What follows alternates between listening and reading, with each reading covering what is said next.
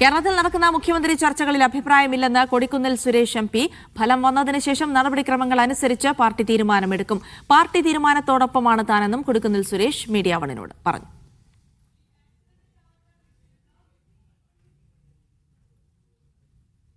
ഞാൻ ഇതുവരെയും അതിനെ സംബന്ധിച്ച് ഇപ്പോൾ നടക്കുന്ന സമൂഹ മാധ്യമങ്ങളിലും അല്ലാതെ നടക്കുന്ന ചർച്ചകളിലും ഒന്നും അഭിപ്രായം പറഞ്ഞിട്ടില്ല.